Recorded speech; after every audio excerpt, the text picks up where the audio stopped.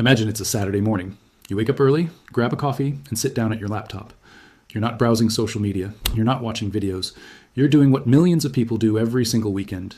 You're searching for a home to buy.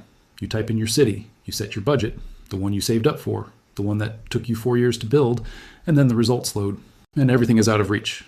Not by a little, by a lot. The houses that fit your budget are either falling apart, in a neighborhood you've never heard of, or they were sold 3 days ago, $20,000 over asking price, to a buyer who didn't even need a mortgage. You close the laptop. You go for a walk. And somewhere in the back of your mind, a quiet thought appears that you've been trying not to think for years. Maybe this isn't supposed to work out for me. Here's the uncomfortable truth. That thought might be right. Not because you failed, not because you didn't save enough or work hard enough, but because the system that once made homeownership possible for ordinary people has been quietly, methodically, and legally rewired. And today, we are going to take that system apart piece by piece and show you exactly how it works. Let's start with the numbers, because the numbers don't lie. In 1960, the median home price in the United States was about $30,000. The median household income was around $5,000. That's a ratio of roughly 6 to 1. By 2024, the median home price crossed $400,000. The median household income sits around $78,000. That's a ratio of more than 5 to 1. But that comparison is deeply misleading, because in 1960, mortgage rates were around 5%, credit was accessible, and a single income could support a family and a mortgage. Today, with rates that recently touched 8%, that $400,000 home doesn't just cost $400,000. It costs over $1 million by the time you finish paying it off. That's not a housing market. That's a financial trap with a welcome mat. But the price alone doesn't tell the whole story. To understand the real story, you have to understand what changed, and when it changed, and more importantly, who benefited. Let's go back to 2008. The financial crisis didn't just destroy the economy. It created one of the greatest wealth transfers in modern history, from ordinary homeowners to institutional investors. When the market collapsed, millions of Americans lost their homes to foreclosure. Properties were selling for pennies on the dollar, and who was ready with capital to buy them? Not you, not your neighbor, not even most small investors. It was firms like Blackstone, Invitation Homes, and American Homes 4 Rent. They entered the single-family rental market at a scale that had never existed before in American history. Between 2011 and 2017, institutional investors purchased hundreds of thousands of single-family homes across the country's most desirable markets. Think about what that means structurally. The same homes that working-class families lost in the crisis became the rental properties that working-class families now pay into every month. The equity that evaporated from one generation funded the portfolios of another class entirely. This is not a conspiracy theory. This is documented. This is public record. This is simply how capital works when rules are absent and opportunity is abundant. Now here's where it gets more sophisticated. After 2012, something called the build-to-rent model began to scale. Previously, institutional investors were buying existing homes. Now they started partnering with home builders to construct entire communities, not to sell, but to rent, permanently. These aren't apartments, these are houses, with yards, with two-car garages, with the aesthetic of a neighborhood, but designed from the foundation up to never be owned by the people who live in them. In 2023, roughly 1 in every 6 newly built single-family homes in the United States was built to be rented, not sold. 1 in 6. Think about that as an economic signal. It means a significant portion of new supply entering the market is being pre-allocated to permanent rental inventory before a single family can make an offer. It's the equivalent of running a race where some runners start at the finish line. But let's be precise here, because precision matters. Institutional investors, the large funds, the hedge funds, the REITs, own roughly 3 to 5% of all single-family rental homes in the United States. That's a real number. Some people will use that number to argue the problem is overblown. They're missing the point. The impact of institutional buying isn't measured purely in percentage of total stock. It's measured in concentration in specific markets at specific moments. When a fund purchases 500 homes in a single metropolitan area during a 6-month period, it doesn't need to own 50% of that city's housing to move the market.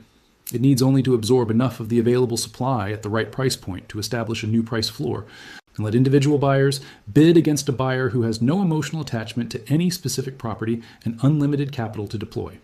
You're not competing against another family who loves the same house you love. You're competing against a spreadsheet.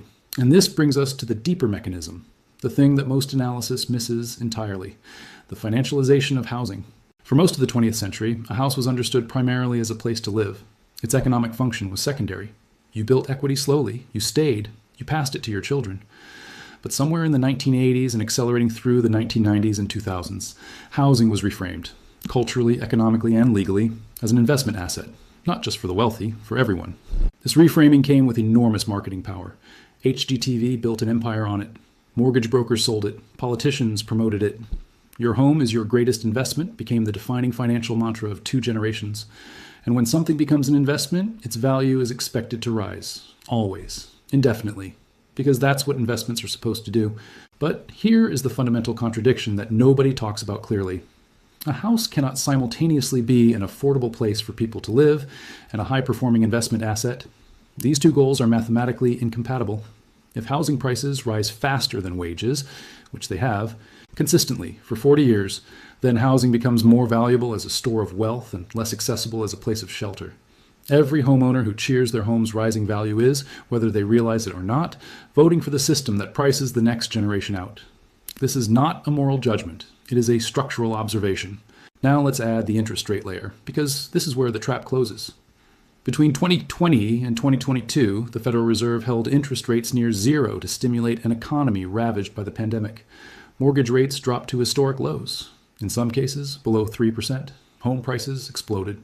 Anyone who owned a home in 2020 saw their net worth surge by hundreds of thousands of dollars on paper.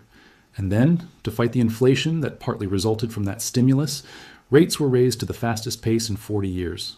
By late 2023, mortgage rates reached 8%. What happened? Existing homeowners were locked in place. Why would you sell a home with a 3% mortgage to buy another at 8%? So existing inventory froze. Supply collapsed. Prices stayed elevated despite demand cooling. And first-time buyers, who had no existing home, no locked-in rate, no accumulated equity, were left standing in a market where prices had doubled but monthly payments had tripled. It's a system that rewards those who were already inside and punishes almost everyone trying to enter.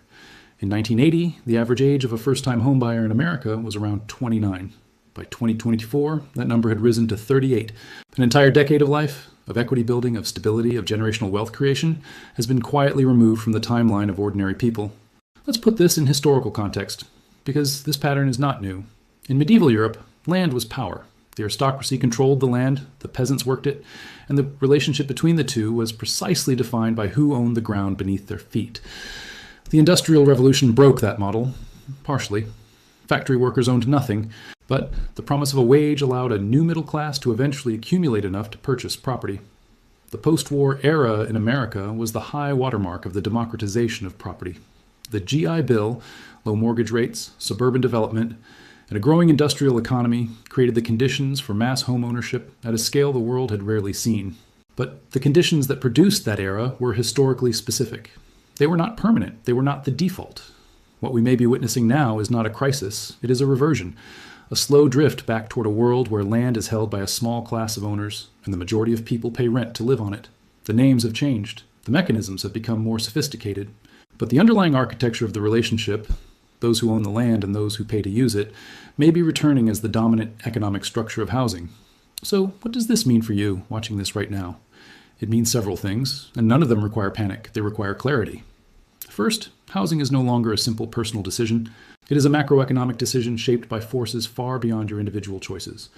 Understanding those forces doesn't mean surrendering to them. It means navigating them with open eyes. Second, the rent versus buy calculation has fundamentally changed. There are markets and moments where renting is objectively the more rational financial decision. Not a failure, not a stepping stone, but a strategy. Treating it as such removes the emotional shame that the home ownership as identity culture tries to attach to it. Third, geographic arbitrage is real. The markets where institutional investors are most active, where prices have become most disconnected from local incomes, are specific. There are still markets, mid-sized cities, secondary metros, international locations, where the math of home ownership still works. The question is whether you have the flexibility to access them. And fourth, perhaps most importantly, collective understanding of how this system works is the prerequisite to changing it. Zoning reform, rent stabilization, limits on institutional ownership of single-family homes, these are not radical ideas. They are policy levers that exist. Countries like Canada, New Zealand, and Denmark have introduced various forms of restrictions on foreign and institutional buying of residential property. The outcomes are debated, but the conversation is happening. The conversation only happens when enough people understand why they're locked out in the first place. Here is the conclusion. Not the emotional one, but the structural one. Every economic system produces winners and losers. The housing market, as currently constructed in most Western countries, produces a specific winner, the entity that entered the market early, with scale, with capital, and with the ability to hold assets indefinitely. It produces a specific loser, the individual who arrives late without capital, and with a timeline defined by biological life, the need to raise children, to age with stability, to build something that outlasts a single lifetime. The dream of homeownership was never just about a building. It was about the idea that an ordinary person could anchor themselves in place, could build something permanent, could exit the cycle of paying someone else's mortgage and begin building their own.